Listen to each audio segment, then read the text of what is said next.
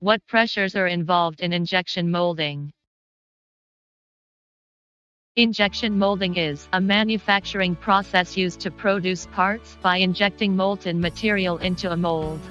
It is a widely used method for producing a variety of parts and products, from simple plastic toys to complex automotive components. One important aspect of injection molding is the role of pressure in the process. There are several types of pressures involved in injection molding, and understanding these pressures is essential for designing and operating an injection molding system. Injection pressure. The first type of pressure involved in injection molding is injection pressure. This is the pressure applied to the molten material as it is injected into the mold. The injection pressure plays a critical role in determining the quality and consistency of the final product. The injection pressure is generated by the spiral injection molding machine, which typically has a hydraulic or electric motor that drives a plunger or screw through a cylinder. As the plunger or screw moves forward, it pushes the molten material through the nozzle and into the injection mold. The injection pressure is typically in the range of 10,000 to 100,000 pounds per square inch. SI. The exact value of the injection pressure depends on several factors, including the type and viscosity of the molten material, the size and shape of the part being produced, and the size and complexity of the mold.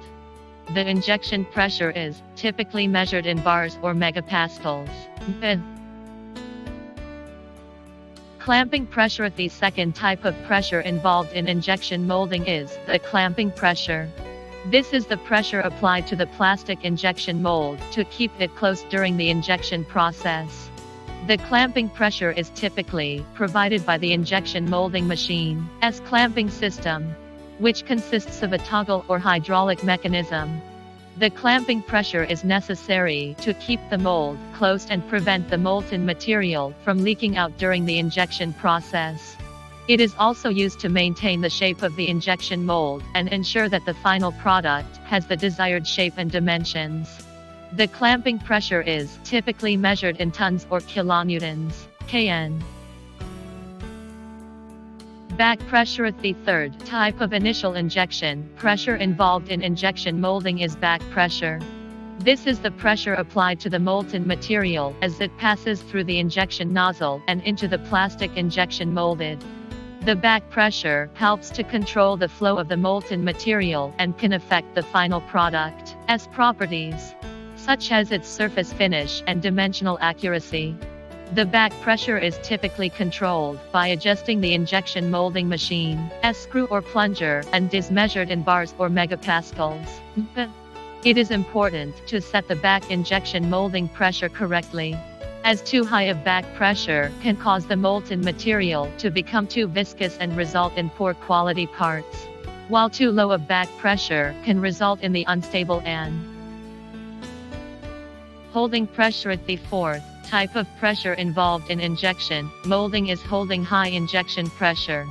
This is the cavity pressure control applied to the molten material after it has been injected into the mold, and is used to maintain the shape of the part as it cools and solidifies. The holding pressure is typically provided by the injection molding machine's clamping system and is measured in tons or kilonewtons, kN. In addition to these four types of nozzle pressure, several other factors can affect the injection molding process, such as the material properties of the molten material, the design and geometry of the mold, and the melt temperature and humidity of the injection molding environment.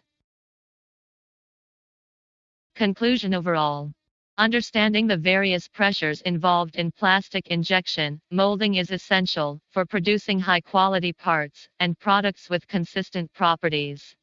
Proper temperature control and management of these pressures are key to the success of an injection molding operation.